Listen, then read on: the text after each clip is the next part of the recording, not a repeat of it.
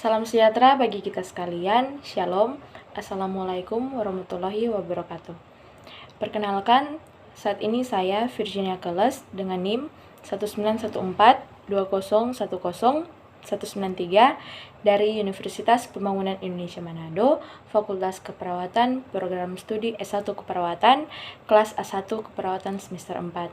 Saat ini saya akan melengkapi tugas dari Keperawatan Anak 1, yaitu kasus penyakit pada anak dengan penyakit asfiksia. Yang pertama, kita masuk pada pengertian.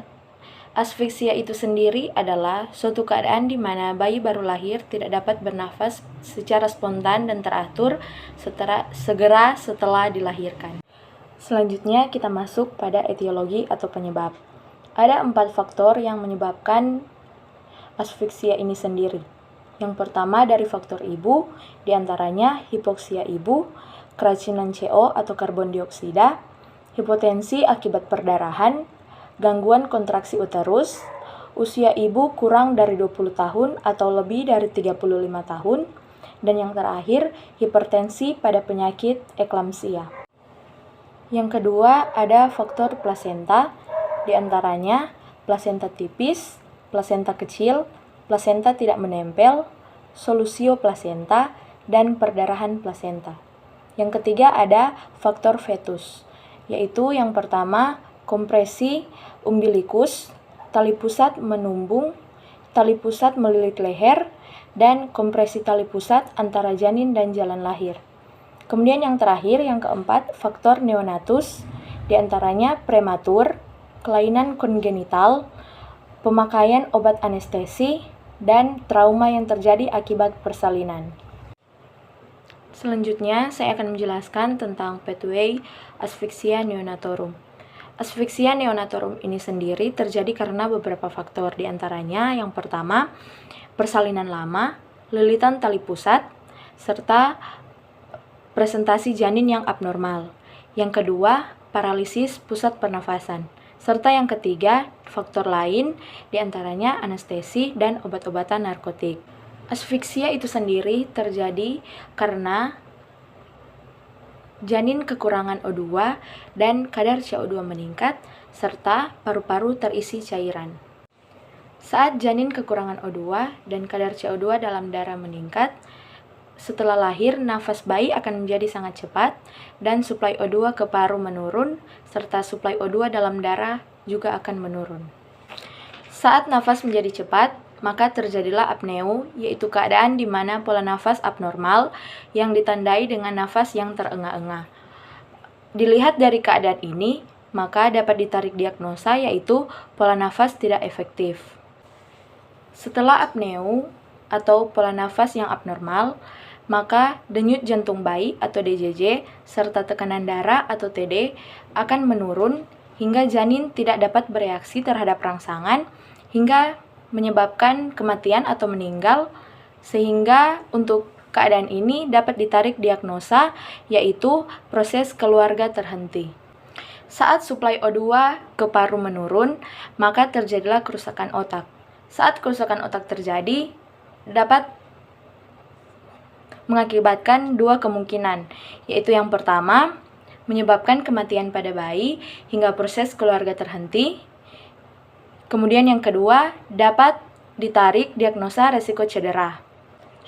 Sedangkan saat suplai O2 dalam darah menurun, maka dapat ditarik diagnosa yaitu resiko keseimbangan suhu tubuh. Kemudian ketika paru-paru terisi cairan, dapat menyebabkan bersihan jalan nafas yang tidak efektif. Paru-paru yang terisi cairan menyebabkan gangguan metabolisme dan perubahan asam basa, sehingga terjadi asidosis respiratorik atau gangguan sistem pernafasan karena kadar CO2 dalam darah meningkat yang mengarah pada gangguan perfusi ventilasi, sehingga dapat ditarik diagnosa gangguan pertukaran gas. Saat ini kita masuk dalam konsep dasar asuhan keperawatan. Yang pertama pengkajian. Dalam pengkajian ini sendiri ada 5 poin yang dapat dilihat, yaitu yang pertama sirkulasi, yaitu nadi apikal dapat berfluktuasi dari 110 sampai 180 kali per menit. Kemudian untuk tekanan darah 60 sampai 80 mm hidrogenium untuk sistolik, dan untuk diastolik 40-45 mm hidrogenium. Kemudian untuk bunyi jantung, lokasi di media sternum dengan titik intensitas maksimal tepat di kiri dari media sternum pada ruang interkosta 3 atau 4. Kemudian murmur biasa terjadi di selama beberapa jam kehidupan, dan kemudian tali pusat putih dan bergelatin mengandung 2 arteri dan 1 vena. Kemudian yang kedua dilihat dari eliminasi, yaitu dapat berkemih saat lahir. Yang ketiga dilihat dari makanan atau cairan. Yang pertama berat badan, yaitu sekitar 2.500 sampai 4.000 gram. Kemudian panjang badan 44 sampai 45 cm, dan turgor kulit elastis bervariasi sesuai gestasi. Kemudian yang keempat, neurosensori. Yang pertama tonus otot, fleksi hipertonik dari semua ekstremitas. Kemudian sadar dan aktif mendemonstrasikan refleks menghisap selama 30 menit pertama setelah kelahiran, yaitu periode pertama reaktivitas. Penampilan asimetris atau molding, edema, dan hematoma. Kemudian menangis kuat, sehat, nada sedang, atau nada menangis tinggi menunjukkan abnormalitas genetik, hipoglikemi, atau efek narkotik yang memanjang. Kemudian yang terakhir, yang kelima, pernafasan, dilihat dari skor Apgar, 1 menit, 5 menit, dan skor harus optimal antara 7 sampai 10. Kemudian rentang dari 30 sampai 60 per menit, pola periodik dapat dilihat. Kemudian keamanan, yaitu suhu rentang dari 36,5 derajat Celcius sampai 37,5 derajat Celcius. Kemudian dilihat dari kulit, lembut, fleksibel, pengelupasan tangan atau kaki dapat terlihat, warna merah muda atau kemerahan, kemudian mungkin belang-belang menunjukkan memar minor, misalnya kelahiran dengan forceps atau perubahan warna harlequin. Saat ini kita masuk dalam diagnosa keperawatan. Saya akan mengangkat 3 diagnosa keperawatan. Yang pertama, bersihan jalan nafas tidak efektif berhubungan dengan produksi mukus yang banyak. Kemudian yang kedua, pola nafas tidak efektif berhubungan dengan hipoventilasi atau hiperventilasi. Kemudian, resiko ketidakseimbangan suhu tubuh berhubungan dengan kurangnya suplai O2 dalam darah.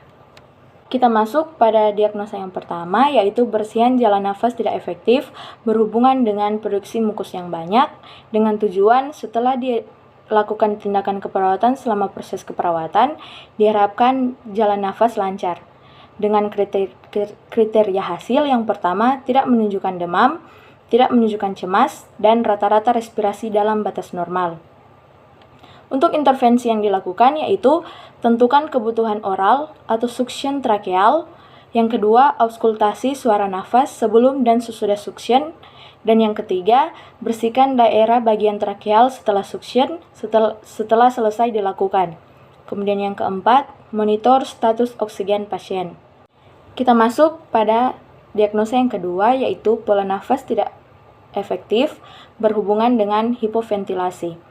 Dengan tujuan, setelah dilakukan tindakan keperawatan selama proses keperawatan, diharapkan pola nafas menjadi efektif. Dengan kriteria hasil yang pertama, pasien menunjukkan nafas yang efektif. Yang kedua, ekspansi dada simetris. Yang ketiga, tidak ada bunyi tambahan. Dan yang keempat, kecepatan dan irama respirasi dalam batas normal. Intervensi yang akan dilakukan, yaitu yang pertama, pertahankan kepatenan jalan nafas dengan melakukan pengisapan lendir. Kemudian yang kedua, pantau status pernafasan dan oksigenasi sesuai dengan kebutuhan. Yang ketiga, auskultasi jalan nafas untuk mengetahui adanya penurunan ventilasi. Dan yang keempat, kolaborasi dengan dokter untuk pemeriksaan AGD dan pemakaian alat bantu nafas. Yang kelima, berikan oksigenasi sesuai dengan kebutuhan. Diagnosa yang terakhir yaitu resiko ketidakseimbangan suhu tubuh berhubungan dengan kurangnya suplai O2 dalam darah, dengan tujuan setelah dilakukan tindakan keperawatan selama proses keperawatan diharapkan suhu tubuh kembali normal. Dengan kriteria hasil yaitu yang pertama, temperatur badan dalam batas normal, tidak terjadi distres pernafasan, tidak gelisah, perubahan warna kulit, bilirubin dalam batas normal. Dalam diagnosa ini, intervensi yang akan dilakukan yaitu yang pertama, hindarkan pasien dari kedinginan dan tempatkan di lingkungan yang hangat, kemudian monitor gejala yang berhubungan dengan hipotermi, misalnya fatigu, apatis, dan perubahan warna kulit, dan lain-lain. Yang ketiga, monitor TTV atau tanda-tanda vital. Dan yang keempat, monitor adanya brakikardi. Serta yang kelima, yang terakhir, monitor status pernafasan. Demikianlah pemaparan saya tentang asfiksia. Dan dalam bagian penutup ini, saya ingin mengajak teman-teman sekalian untuk bergabung bersama kami di Universitas Pembangunan Indonesia Manado, khususnya dalam Fakultas Keperawatan yang sudah terakreditasi B oleh Badan Akreditasi Nasional Perguruan Tinggi. Terima kasih.